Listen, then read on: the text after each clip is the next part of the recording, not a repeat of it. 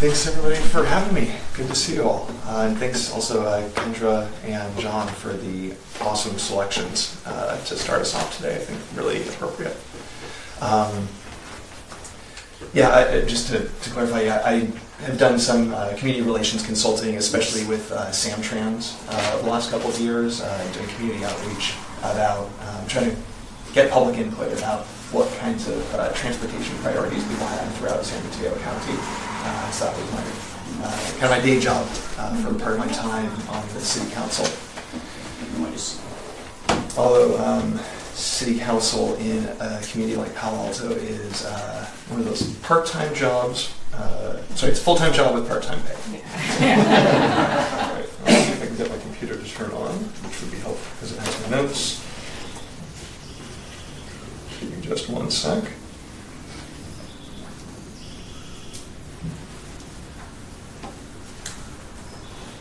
There we go. So, what I'd really like to focus on today is discussing our discourse and our politics around the housing crisis, and to kind of use that topic as a window into a bigger set of questions. Questions of, how do we align our universal ethics and our ideals, or even our national policy preferences, with our local policy preferences? How do we align them, or sometimes fail to align them, right? And to put it another way, when faced with a local question, especially a controversial one, how do we frame it in the context of our broader worldview? To speak to the relevance of this, I basically have, in my goals for today, I basically have two goals, which I know is one more than any speaker should endeavor to pursue in a single talk, but I'm ambitious. So the first is to help you understand, although a lot of you I think already do, to help you understand not only the housing politics locally, especially in Palo Alto, but Silicon Valley more broadly, from an insider's perspective, but also to help you approach it with maybe a more clear moral framework. And secondly, second goal is to give you some hopefully practical cognitive tools for you to use for your own consideration of this issue and for other issues, which you can use just to think about complex topics, and which you can hopefully develop yourself, refine, adapt, and share with others, so that we can improve our discourse on a range of topics that are important locally, or more broadly. Just a little bit more about myself.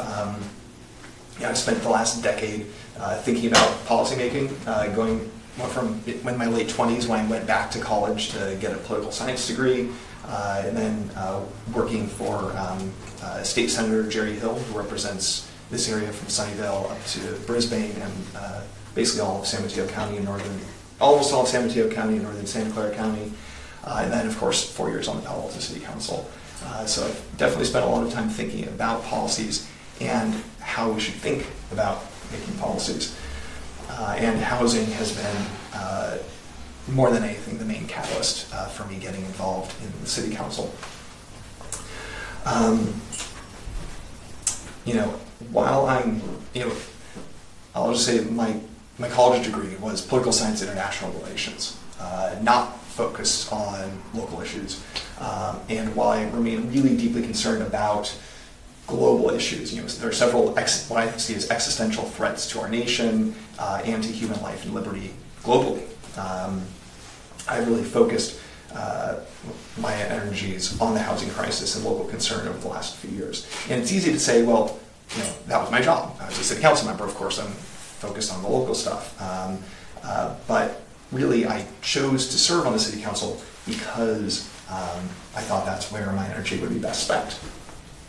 So I'm going to talk about a couple things today. First, a little bit of background about the housing crisis.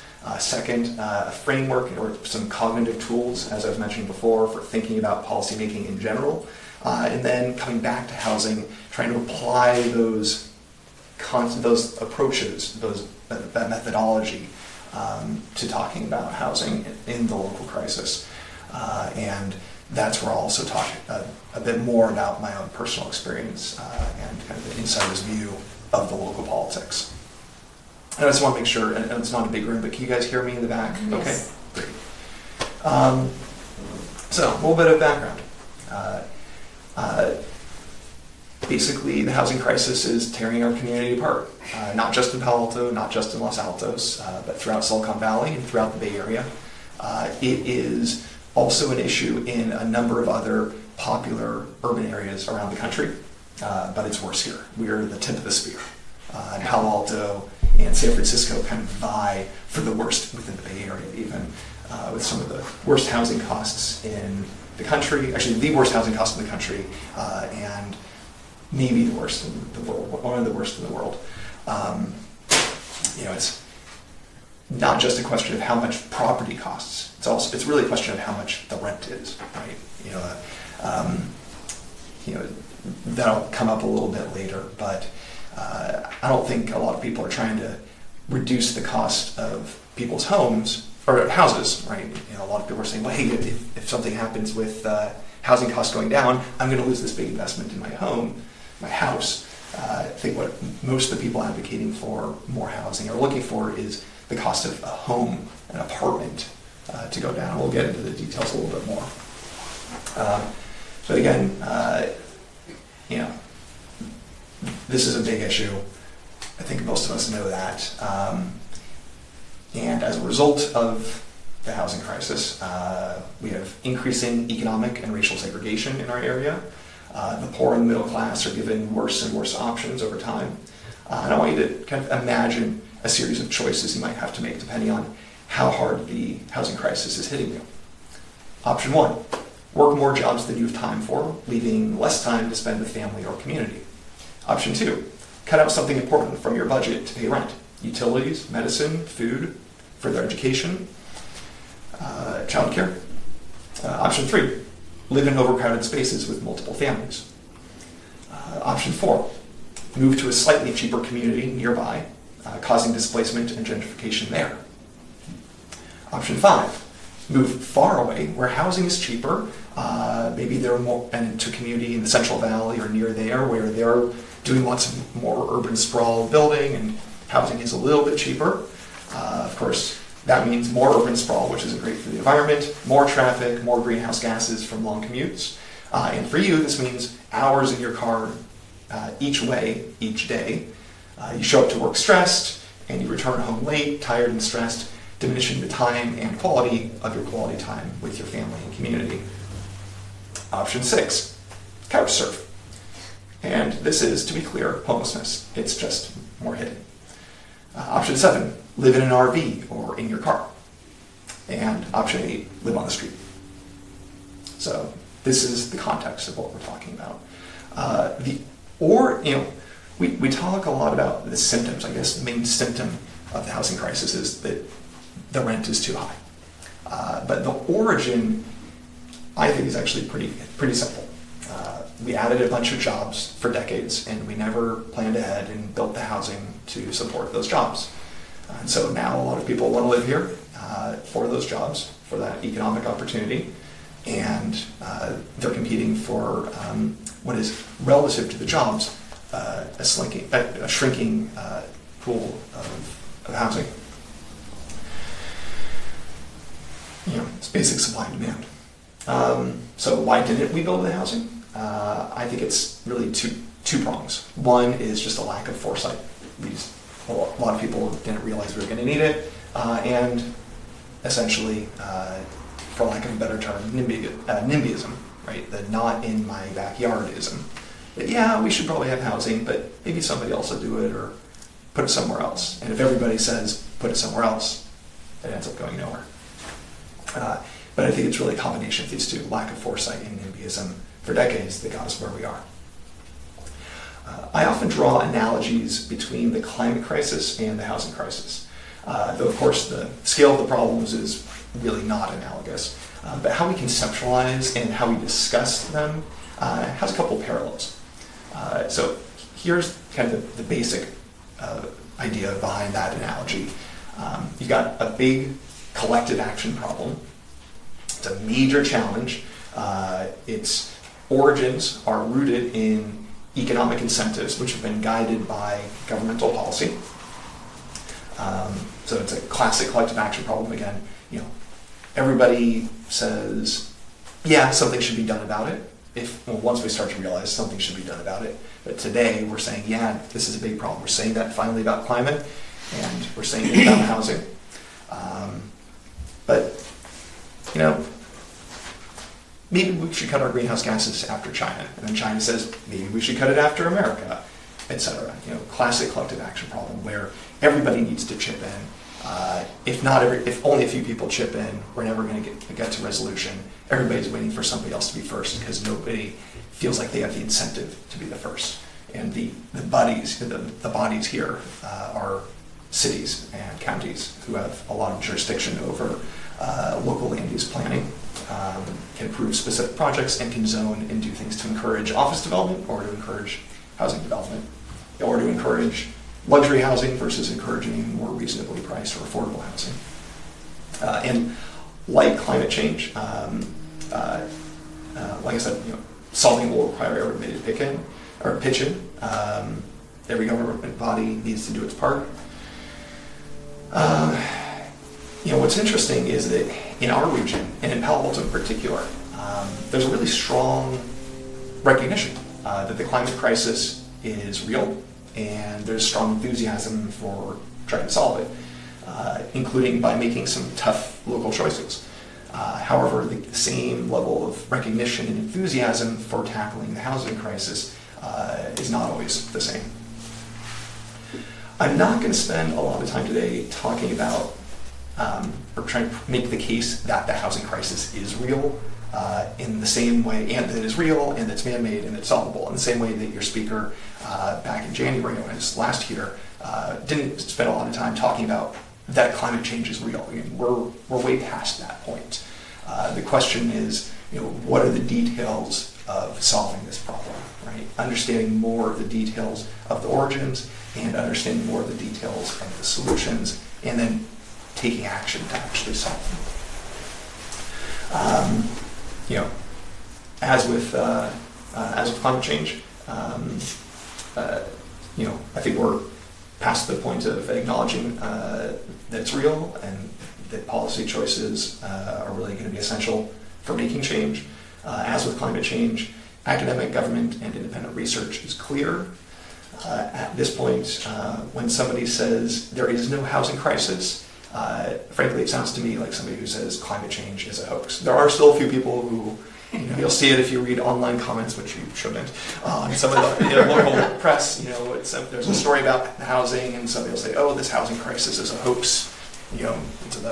Some developer shill, conspiracy to invent this housing crisis. But if you open your eyes, I think we know it's there. So again, I'm not going to try to convince you of that. I kind of feel the same way when somebody says this problem isn't that big a deal, whether it's climate change or the housing crisis, or somebody says, well, we didn't cause this, or we can't fix this, or somebody else should fix this, or I'd love to fix this, but doing so might take too much effort or money, so I'm opposed to us being first to take action to fix it. When somebody is a climate change denier or a housing crisis denier, sometimes it's important to take the time, if they're open to it, to educate them, to talk with them about it. But I always think it's important, whether they're open to persuasion or not, I always think it's important to counter those people when they are influencing others or when they wield the tools of power which are necessary to make change. Of course, there are important continuing debates about exactly how best to solve these problems, whether it's climate change or housing. But denying the problem is just not tenable at this point. Denying its basis in policy is not supported by the facts, by the research, and denying our obligation to solve it is part of what I hope to counter today. Moving on from the background on the housing crisis and that context in the broad sense, I want to talk a little bit about, like I said, tools, frameworks, and cognitive approaches for thinking about and talking about any policy. And I'd like to share three. These are tools that I've developed and I've used. I'm just tackle tough problems and tough questions. I'm not going to say that they're perfect, and I hope that you will amend them or change them or dismiss them if they're not useful for you, but they've been helpful for me when tackling tough problems, whether it's housing or anything else. The first is optionalism. The second is the union of idealism, realism, and pragmatism. And the third is Cory's 5 steps to public policymaking. So they go from high level to more specific. So let's begin with optionalism. That old question, are you a glass half full person or a glass half empty person? Are you an optimist or a pessimist? Right? Do you think things are going to turn out great, or do you think they're going to turn out badly? And I kind of feel like, at least in that concept of an optimist versus pessimist, do faith in things turning out well or badly is kind of silly because it depends on faith, as opposed to depending on human agency. And my own worldview puts human agency central.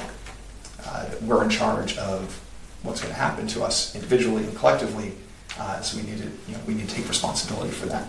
And saying, well, things will turn out well is a good way to be apathetic about taking action, because things are going to turn out well anyway.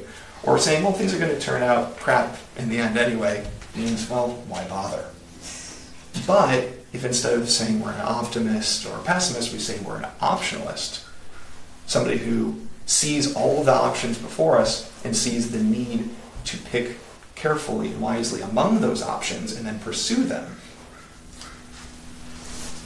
that's then encouragement to take action, to maintain agency individually and collectively. So again, that's kind of my definition of optionalism. So, you see all the options in front of you, not just the obvious ones. When somebody says, I didn't have a choice. Really? You probably had a choice. Maybe most of them were bad choices, but you always have a choice. Or if somebody presents to you, especially if it's somebody who's maybe has an interest in persuading you of something, if they say, you really only have 2 choices, A or B, step back a second and think, maybe we have a few more options. Maybe this is a false dichotomy. Maybe it's intentionally a false dichotomy. Maybe the person presenting it really sees it that way. But let's try and stay open-minded, see all of the options that are available, and then pick carefully between them. And especially if somebody's trying to manipulate you. And for me, one of the golden opportunities in politics, in policymaking, and in life is where you're trying to make a choice and you have 2 seemingly, and maybe everybody says it's 2 mutually exclusive options, or 2 mutually exclusive values, and you have to pick one or the other, A or B. And when you can find that third option that actually helps those harmonize, for me, that's golden. Doesn't happen all the time, but when you can make that happen, that's the golden egg. And so that actually takes me into the next idea, which is harmonizing idealist, realist, and pragmatist. Cynics and idealists alike often paint idealism and realism or pragmatism as mutually exclusive worldviews. Some people say, I'm not an idealist, I'm a realist. And that's like the worst Dick Cheney impersonation, but that's it's this idea that I don't waste my time with that pie in the sky idealism. I live in the real world and I make tough decisions, right? Sometimes pragmatism is used synonymously with realism. And a lot of idealists are happy to let them take that and to let them claim the mantle of realism. And pragmatism is often even a dirty word, right? That somebody has no scruples, no morals, because they're just a pragmatist. So I posit that idealism, realism, and pragmatism actually can and ought to be harmonized. Because when somebody says, I'm an idealist, or I'm a realist, or I'm a pragmatist, they're not offering different answers to the same question. They're actually answering different questions. right? So then the question is, are you an idealist? Are you a realist? Are you a pragmatist? Those are three separate questions. So we have to ask, what is an idealist? What is a realist? What is a pragmatist? I'm just going to offer my own conception. You totally disagree with it. My own conception is that an idealist is just somebody who can envision an ideal, abstractly, maybe with lots of detail, and say that is an ideal. You're just capable of saying, this is what good would look like, even if it's not achievable. And then a realist is somebody who says, okay, so that's the ideal. How much of that is achievable with real-world constraints? Time, resources, manpower, etc. Maybe we can't get all the way there, maybe we could get halfway there. And maybe it'll take 10 years, maybe it'll take 100 years, maybe we could do it this week. So what is a pragmatist? A pragmatist, to me, is somebody who, again, looking for options, right? Sees all the different paths to get to that realistic goal on the way to the ideal. So to use and kind of an abstract analogy, or maybe somewhat concrete, imagine you're an explorer, adventurer, maybe a few decades back or a couple hundred years back. You say, I want to go as far north as I can. I want to go as far north as humanly possible, before the age of rockets. Okay. North Star, and North Star is going to be my guiding point, right? That's the ideal. I'm not going to literally get to the North Star. The furthest I could literally get is the North Pole. So the ideal is the North Star, the North Pole is the realistic goal, and pragmatically you say, okay, what's the best way to go? Do I just step out my door with what I'm wearing right now and start walking north? Maybe not the best pragmatic approach. Maybe you step back and say, okay, there are a lot of ways to get there, a lot of tools we're going to need, different modes of transportation. And so, you set that ideal goal, you're realistic about how much is achievable and under what timeline, and be pragmatic about how to get there. And so that leads into my 5 steps to public policy making, which are value, vision, policy, implementation, and results. The first 3, value, vision, policy, are really about reaching a policy preference, and that's the purview of the public and of legislators in government. The last 2, implementation and results, are really the role of the executive branch. In cities, that's usually the city manager and all the city staff underneath them. But the idea is to start with values, right? To ask the question, what is important to us? And then to ask, well, what would a vision, step 2, from values to vision, what would a vision of our community based on those values look like? This is where idealism and realism meet. Where you say, let's craft realistic visions that are guided by our idealistic values. Then we can ask, okay, what policies, right? Policy making is just a toolbox. What policies will make that vision a reality? And that's pragmatism, right? So once we start implementing the last 2 steps, right? Implementation, results. Once we start implementing, we can start to get results, and then we can evaluate those. At any point, value, vision, policy, implementation, results. At any point, we can loop back as far as we need to. If we don't like the results, we can step back and say, okay, maybe we just botched the implementation. Maybe we need to go back further and change our policies. Maybe we pulled the wrong tools out of the box. Maybe we need to have a clear vision in the first place. And maybe we really need to step back and clarify our values and align our values. To use, watch out.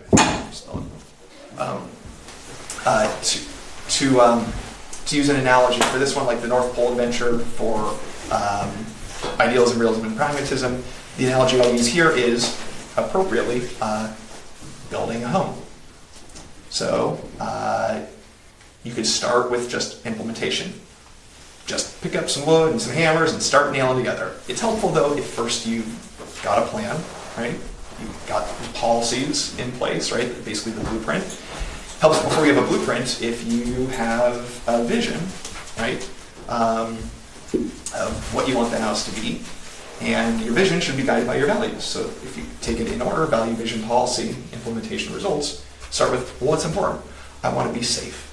I want to have comfort. I want to have sanitation. I want to have things be aesthetically nice if possible. I want to have room for guests to stay over, or at least for my growing family, right? So those are the things you want. Then you start to put together a vision of what the house would look like, blueprint, policies, how are we going to go about constructing this? What kinds of materials are we going to use? What kind of construction tool, construction methodologies? What time of year should we start? And then you actually start doing the work, and that's the implementation. And then you've got your house, and it's done, and you evaluate the results, and it's pretty good, but the roof always leaks. So then you go back, and you say, okay, pretty good results, but we might have to step back a little bit. Okay, did we just do a bad job with the roofing? We just need to hire a different roofer? Did we use the wrong materials? Maybe it's a place with a lot of rain and a lot of snow, and we built a flat roof, and there was nowhere for the water and the snow to go. Okay, this is a bad vision, right? Again, trying to just use these analogies to think through the concepts.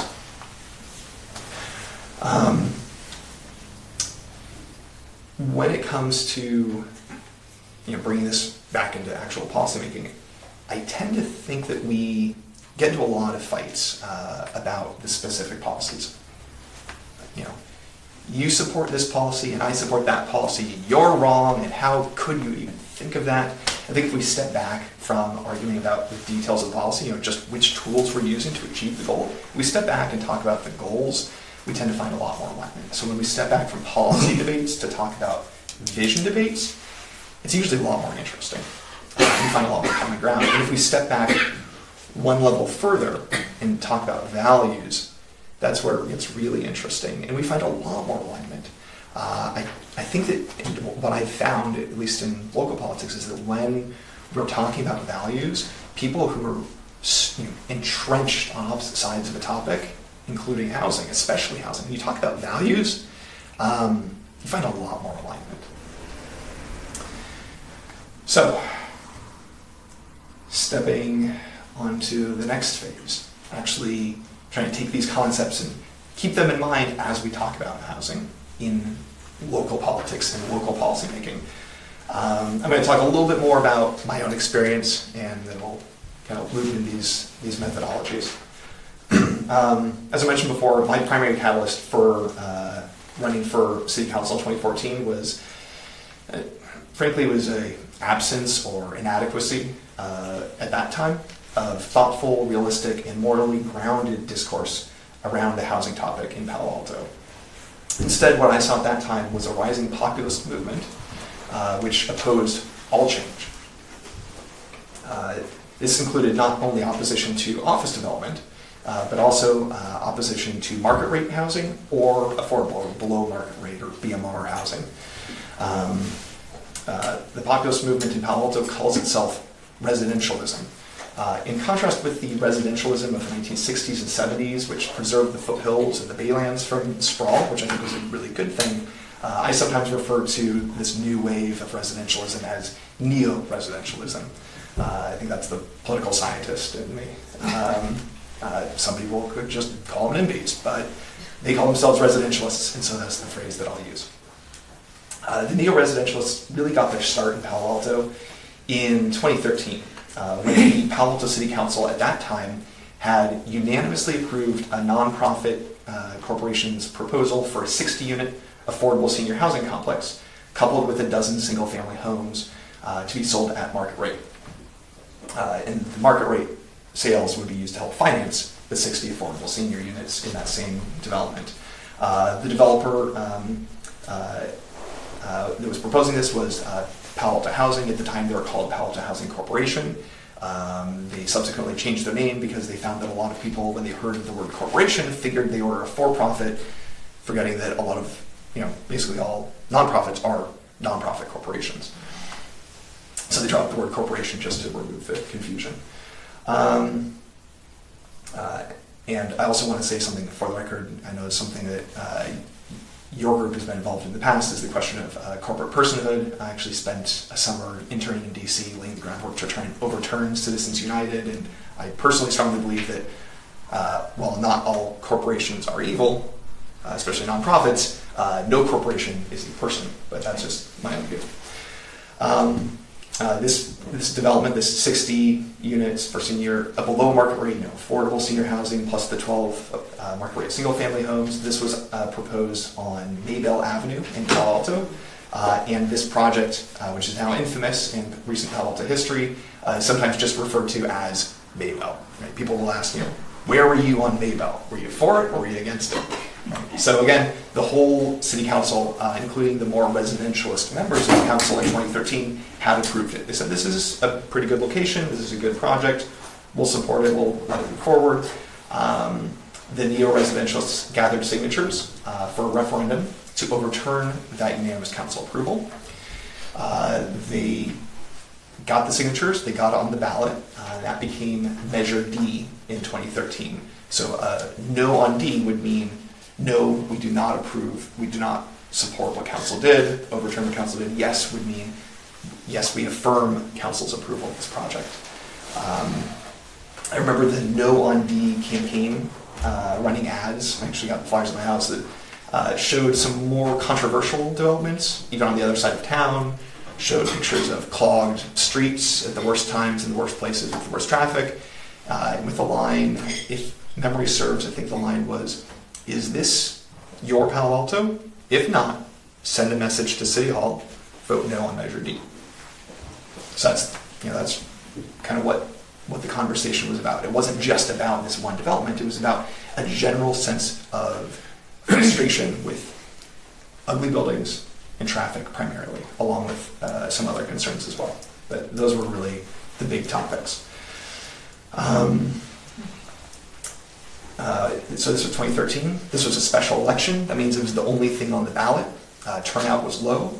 In a low turnout special election, you tend to have the people who are motivated to vote being the ones who vote, and people who are low propensity voters, younger people, lower income people, less likely to vote. But if if you're really passionate about something, you're more likely to vote. So it was low turnout. The No on D campaign won. They were successful in overturning the council's approval. So that project was killed. And that group that was the No on D campaign, right after that election, in that special election in 2013, they reorganized into a political action committee called Palo Altans for Sensible Zoning, which is a pretty innocuous name, also referred to as PAZ for short, so PASZ, Palo Altans for Sensible Zoning. Two of the board members of PAZ announced that they were running for city council, and with 5 open seats at the time, remember Palo Alto used to have a 9-member council, just went down to 7, with 5 open seats at the time, and 3 other residentialist or residentialist leaning members of the council, plus 2 more people running, and only 3 really serious other credible candidates.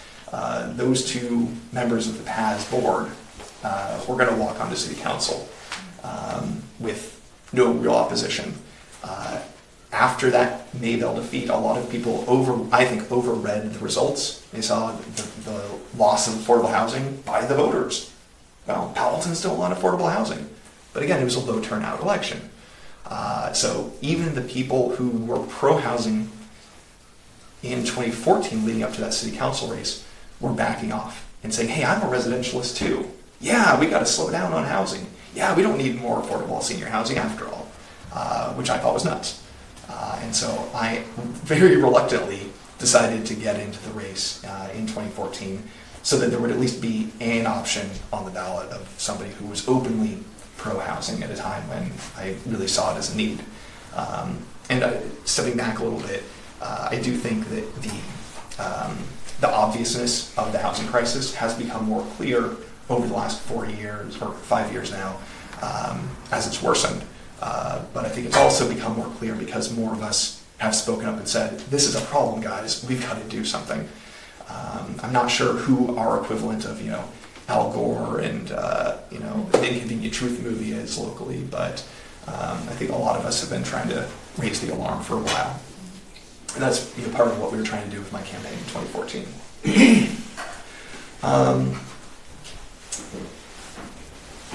The irony of NIMBYism at the local level, not just in Palo Alto, but all over. You see it strongly in Marin County, you see it in Santa Clara County, you see it in San Mateo County, you see it in San Francisco especially as well. The irony of NIMBYism is that a lot of people who are opposed to new housing are very strong liberals, progressives, Democrats, environmentalists, people who are really concerned about preventing urban sprawl, who are concerned about the environment, they're concerned about climate change, concerned about economic equity, concerned about racial segregation. Values that I really share. But they're supporting policies which very deliberately stifle more housing. And that means more economic segregation, more racial segregation, more urban sprawl, more greenhouse gas emissions. And so the irony is the lack of alignment for NIMBYs between often very liberal values and liberal policies. Now, there are some people who are really cynical, and they're doing this with full knowledge of what they're doing, right? They're maybe making an argument, we've got to stop housing, and their justification for it is something that they know is squishy, to put it kindly. But most people, I think, are really sincere. They talk about quality of life, traffic concerns, parking concerns, wanting to make sure schools don't get overcrowded, wondering if city finances, utilities, infrastructure can support growth, even worried about crime, worried about their property values going down. These are real concerns. People really feel them. Kind of my argument and that of a lot of other, YIMBYs, the yes in my backyard folks, people on kind of the opposite side of NIMBYism, argument is that those are legitimate concerns, but they're solvable problems, right? It is possible to add a little bit more housing and also not have a crime wave. Right? It's possible to add a little bit more housing and not destroy our schools, and infill housing, where you're building more housing in the densest, what are already the denser areas rather than more urban sprawl. That is not going to create a traffic nightmare, and a lot of the traffic nightmare we see now is because people have to live far away. Privately, some of the leaders, as I was saying before, some of them are privately a little bit more open about their cynicism. I remember sitting down with one person who is now a local mayor who had made the argument for a long time. Hey, we've got two options. It's a dichotomy. You can either build and have all these problems, right? Bad schools, crime, traffic, ugly buildings, or we can stop building and things will stay nice. And I remember sitting down with him a few years ago and saying, I think that we share the values, right? I don't want crime and I don't want bad schools. I grew up here. I went to the public schools here. I want to keep them nice. If I ever have kids, I want them to go to nice schools. I don't like traffic any more than anyone else. I think we can solve these problems. I think these are solvable problems. And he's like, yeah, you're right. His whole public spiel was, these are not solvable problems. These are unavoidable impacts. You hear that phrase a lot. Unavoidable impacts. Impacts of change. Impacts of housing. The impacts of development. So again, privately, some of these leaders of the residentialist movement know that it's a farce. But most of the people that I've encountered who are arguing against housing really believe it, right? It's not that they're cynical and lying. It's that, for the most part, they're really concerned.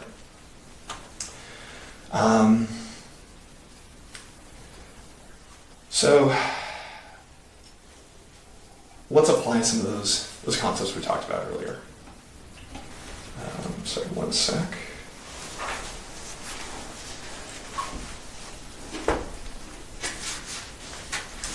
So, values, visions, policy, implementation results. What are our values? If they're things like inclusion, diversity, opportunity, equity, community stability, outstanding public schools, okay, that's a pretty good set of values. So what's our vision for the future? A place where a variety of people can live together, opportunity to earn a living, raise their kids with a good education, stay in the community into retirement. When they're adult children, hopefully go to college, and when they come back from college, they'll have a place to live too, and we can have some intergenerational continuity, people who have lived in the community, who are renters, who've been here a long time, don't all get priced out. That's a vision most people can get behind. But what does an anti-housing policy agenda do? It kills all of that. It causes exclusion, segregation, forces low and income earners out of the community into those hard choices that I was listing earlier, forces young people out, forces out young adults, childbearing ages, so that can actually gut the schools rather than supporting them. It also means more uber rich, which means more people going to private schools, again, undermining the local public schools. It also means when retiring and downsizing, seniors find fewer local places to move and have to move further away themselves, or feel trapped in their home that they're in, and if they're having difficulty driving and they're in a very suburban neighborhood, being unable to move closer to transit or closer to a downtown area, walkable neighborhood, means they're in a tough spot, right? Stay feeling trapped in your house or move really far away from the community you're in. And as we get older, that gets harder and harder to do. So talking about optionalism in housing, you have to keep an open mind. Again, my own initial campaign was a counter to the residentialist thesis that we only have two choices. They said we can stop adding new stuff and have a nice community, or we can build more stuff and have a damaged community. And I said, well, maybe we could be selective about what we add, because adding jobs without more housing is really what created the problem in the first place. But we're already in a deficit. We're already way behind. So maybe we should look for ways to get more housing and not more new jobs. And it turns out our existing policies, the laws on the books, actually create economic incentives to make things worse, right? The laws on the books have, at the time, created a lot of economic incentives to build offices instead of housing, and to build luxury housing instead of reasonably priced housing. And so over the last few years, what we've done in Palo Alto is change those laws, right? Making it easier to add accessory dwelling units or granny or in-law units. We've started looking at, at least in Palo Alto and in Mountain View too, I know, some big sites for redevelopment and emphasizing housing being important there. We've looked for and found lots of ways to amend our zoning in Palo Alto to flip all those economic incentives on their head, right? So if you're a property owner or a developer and you're deciding what to do with your property, and instead of saying, oh, it pencils out, I'm going to make way more money building offices, well, now the city is going to provide incentives to build housing instead of offices. Instead of saying, oh, I'm going to make way more money if I build just luxury condos and penthouses, and now it says, oh, the way this is, the policies are structured, I can actually make just as much or more money if I build smaller units, reasonably priced units, not just the high end of the market, not these $20,000 a month penthouses. And if I add some more affordable units, I get, that helps me out too. Okay, I'm more likely to do that. Would be great if just we could provide free housing to everybody. Yeah, that's the ideal. But, that's not realistic, and that's not pragmatic. In general, the pragmatic approach that I support and recommend for solving the housing crisis is a three-legged stool. Leg one is total supply. Again, this is fundamentally a supply and demand problem. And within the supply, try and emphasize the lower end of the market rather than the luxury end. Second leg of the stool, below market rate housing, targeted housing subsidized housing, however you want to call it, for low-income people, for seniors, for veterans, supportive housing for the homeless, teacher housing, things like that. And then the third leg of the stool is rental protections. Mountain View has passed rent control. Palo Alto has started the process of at least evaluating some options there. Menlo Park has leapfrogged ahead of Palo Alto in that regard. But you need to address the underlying problem of supply and demand. You need to balance that out with some, or you need to supplement that with targeted units. And though it's like a tourniquet or a Band-Aid, the rental protection stuff, it is really important because people are getting hurt right now. So to kind of wrap up, I want to encourage you to do a few things. One, instead of residentialism, which is really about, the best definition I've really heard of residentialism is putting the needs of the local residents, especially homeowners who are here now, ahead of all other considerations, perhaps to the 100% exclusion of all other considerations. So I would suggest, instead of residentialism, consider regionalism, right? Think about this collective action problem. Think about how we are going to, in our own cities, be part of regional solutions. In the same way that when we think about, for instance, climate change, how can we be a bit more cosmopolitan and a bit less nationalistic? How can we say, this is a global problem, it's going to require a global solution? How do we say housing is a regional problem, it's going to require a regional solution? If we all are ready to step up and do our parts, nobody can do it all. No city can shoulder the burden for everybody.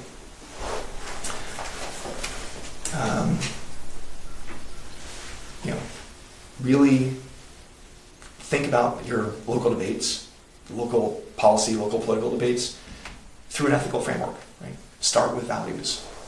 Let the vision and the policies flow from that. Think about being an optionalist, not just a pessimist who's giving up or an optimist who says everything's going to be fine. And really, once you got your vision, right, let it descend, and be supplemented by realism and by pragmatism, so we can actually achieve results. So I'll leave it at that. Thanks.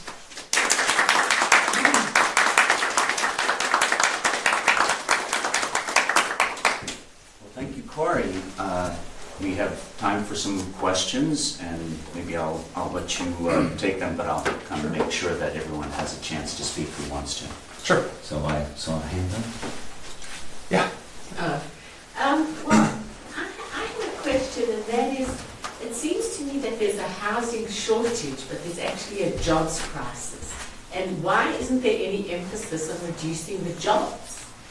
Well, because why does, what's happened with tech and the corporation seems to me like it's like a colonization, it's like an occupation. And because it's displaced the local people, it's no different than going in with an army, really. And so why is the assumption always that tech should expand as much as it wants to? Why should they have all these enormous tech campuses on some of the most beautiful land and climate and on a small peninsula where there actually isn't architecturally a lot of room? So I don't really, and also, I think it's, to the extent it's similar to climate change, I think it's because it's an intergenerational betrayal. Because I work, amongst the many jobs I do in order to be able to rent here, is I would help kids with their college essays. And I can say that if I loved my kid, would not send them to a public school in Palo Alto. Because they have the teens here are suicidal, they have the worst mental health. It's also the culture of obsessive greed and ambition that is causing all the problems. But I really don't understand why there isn't as much emphasis on making it less attractive to tech and any other corporate development. Gotcha. So there's a couple parts to that. So I think the premise is the issue here, right? The question of why there isn't any emphasis on reducing jobs. Speaking to the experience in Palo Alto, even before we started getting rolling on changing our policies to encourage more housing, we started really changing our policies to discourage offices. So Palo Alto's been doing a lot of that, a ton of that. And so we've, almost to the degree possible, killed office development. We've imposed several caps, an annual office cap. We substantially reduced, actually cut in half, our overall planning office growth between now and 2030. That was actually a pretty controversial one where I switched sides, some people said, but that was what I'd always proposed, right? Even when I was running for council back in 2014, I said, we should slow down office development and focus on housing, right? Whatever gets built in the future should be more housing and less offices than what we did in the past. The question is really, why did we encourage through our policies? I mean, the whole time I was growing up, right, in this area, why were our elected officials and the community, why were we encouraging office growth that whole time and not planning for the housing?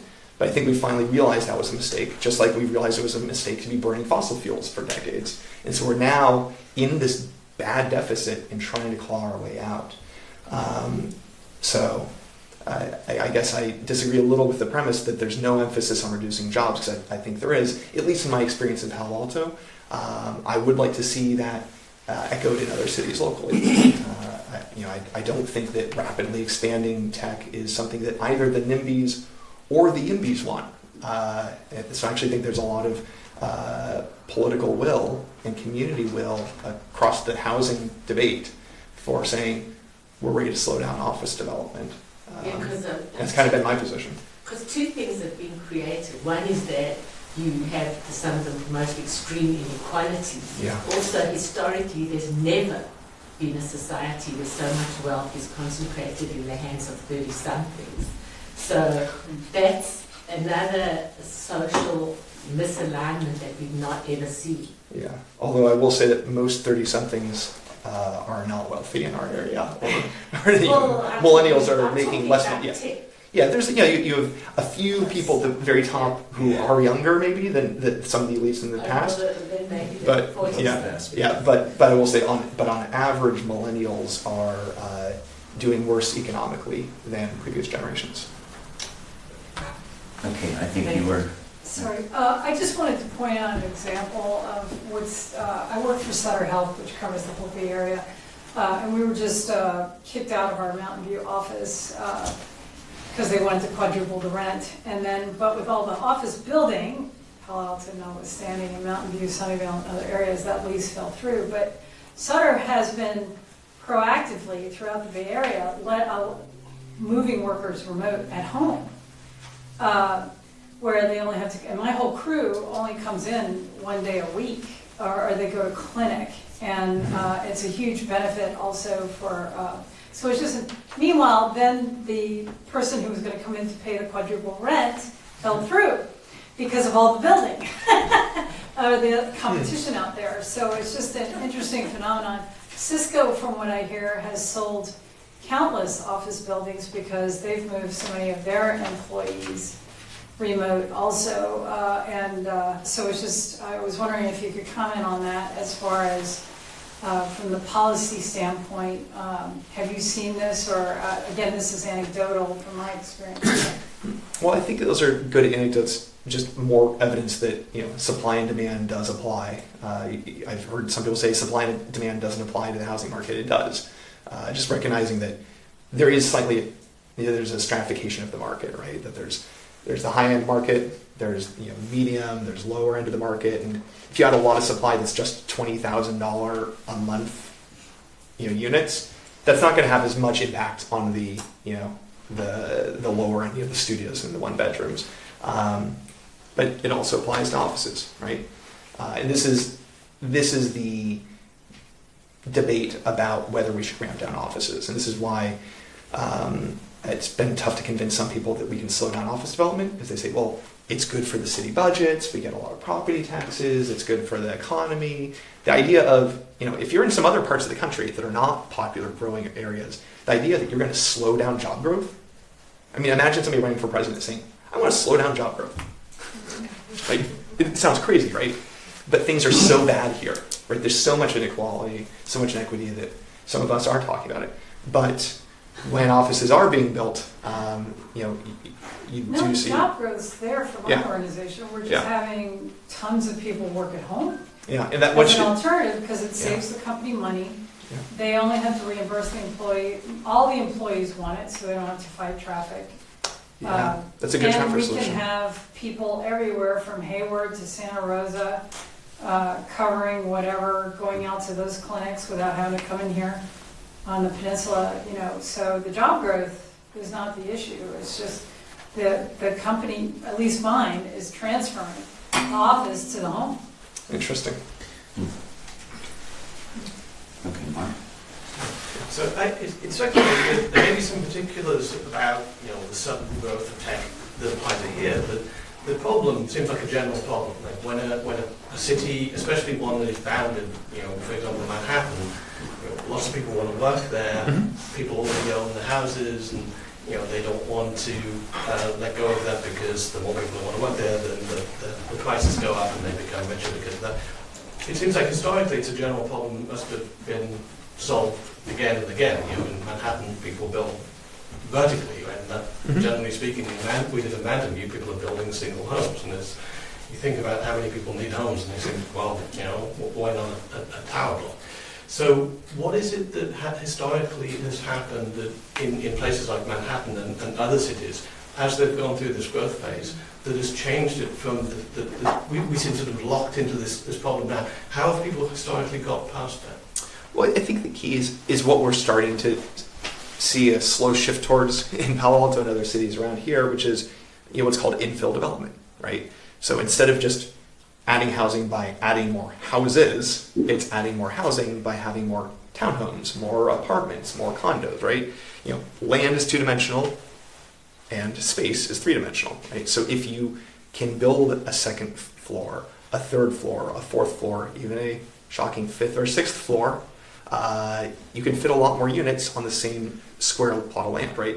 We are, as was mentioned earlier, we're a geographically constrained area, but we're not vertically constrained. The vertical constraints are legal and political, right? They are legal prohibitions against vertical building that are politically motivated, right? That's a key example of the anti-housing policies that we've long had on the books.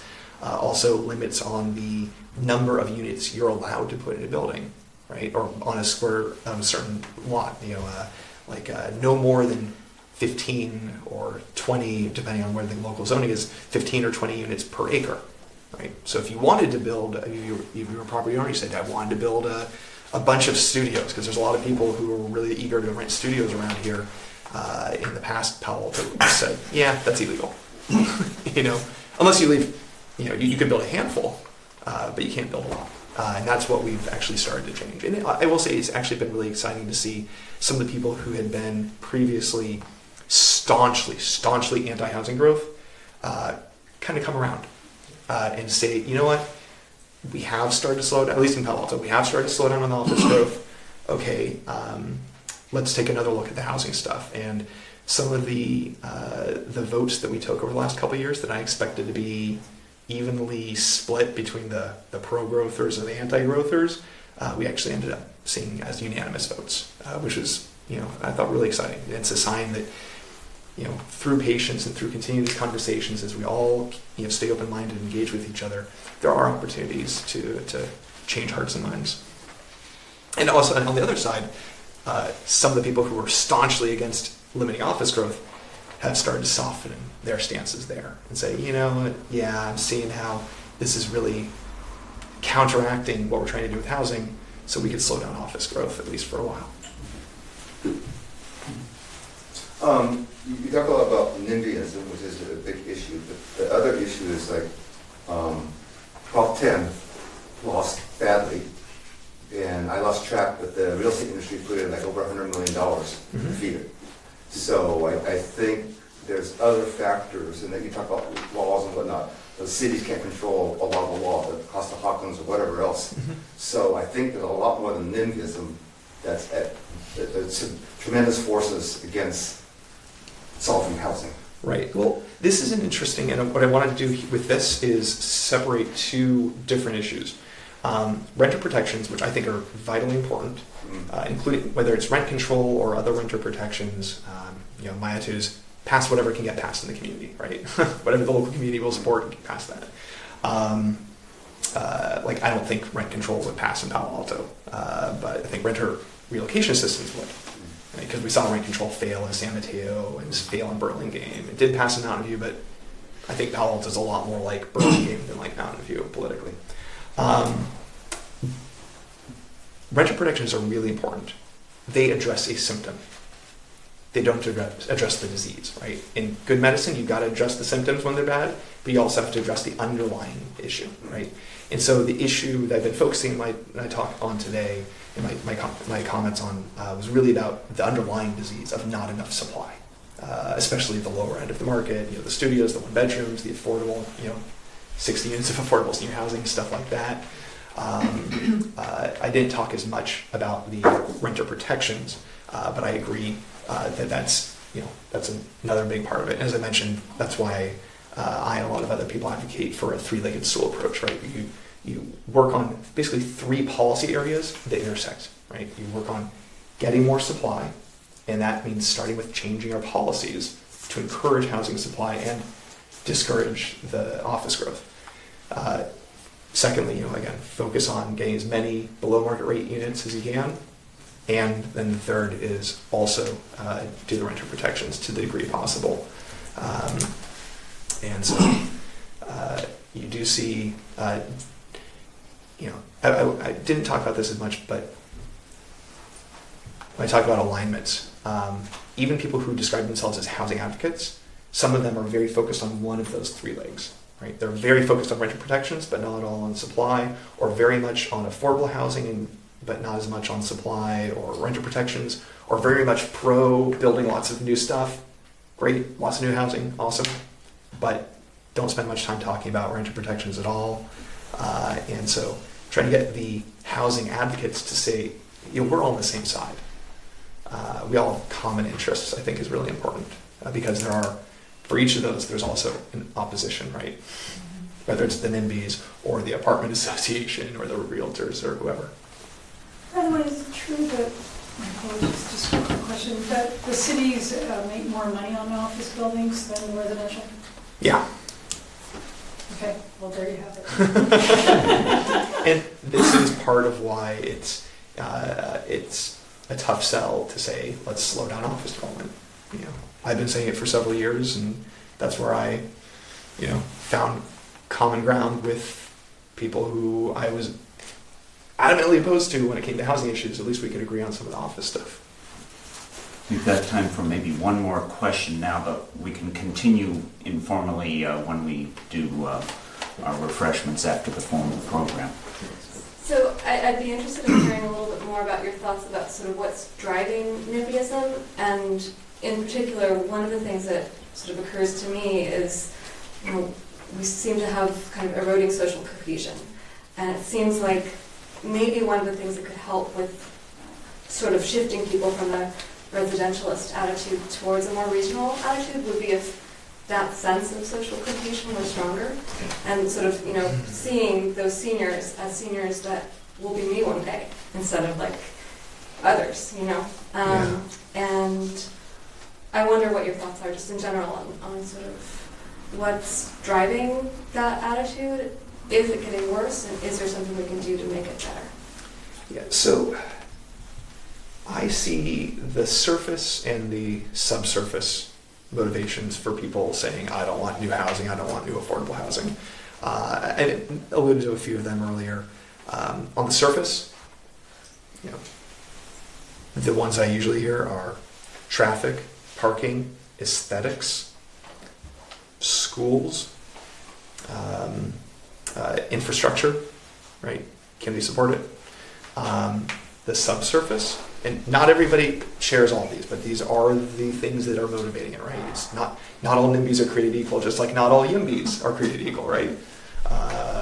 There are some, for instance, market rate diehard YIMBYs who don't give a darn about renter protections.